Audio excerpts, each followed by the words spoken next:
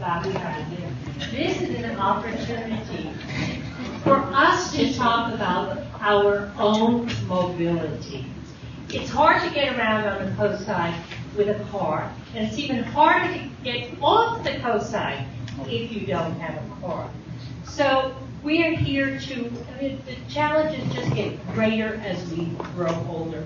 So we want to focus on transportation today and see what choices we have for both medical and recreational transportation. I got very interested in transportation options a few years ago out of pure self-interest. I went to an AERP Safe Drivers class, which I recommend to everybody. I learned more laws on the books, which was really great. But the instructor said for everybody to write down at what age, on what date they would be giving up their licenses. That was my light bulb moment. I'm sure it's your light bulb moment too. And I said, I live in Moss Beach. How will I buy food and get to the doctor? I want to stay in my home. I want to age in place. My mother lived at Kenyatta Cove, and at age 90, she chose of her own free will to give up her driver's license. She was still completely confident, but she was afraid to take the written test.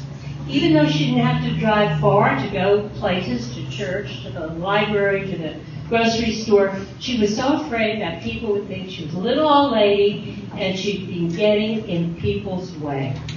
So looking back, I'm sorry I didn't help her more. I really should have helped her more because it was a price to pay for her giving up her driver's license.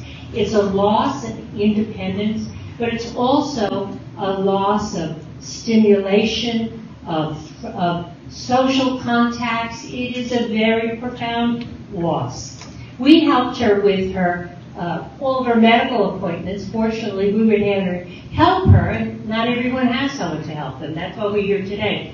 But she didn't ever want to be a bother, so God forbid she should ask us to take her shopping over to Hillsdale or something and do the fun stuff.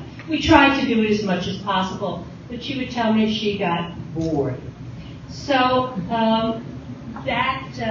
we know that the social connection is as important as food and exercise in our lives when it comes to healthy aging. We read more every day about the impacts of social isolation. Mobility is vital to our lives. So what about the future? I like to quote the figure that there are approximately 10,000 people over the age of 55 living in our 4 major zip codes on Highway 1, along with the people who live on Skyline, Pescadero, and San Gregorio, and La Honda. So what will happen? Will self-driving cars get here soon enough to help us? I don't know. Will the big healthcare organizations ever give us some services over here so we don't have to drive to Redwood City and South City and San Francisco and all over the place just to get a simple blood draw? What can Samtrans and San Mateo County and the city of Hampton Bay come up with for innovative programs or a civic-private partnership? We're willing to help.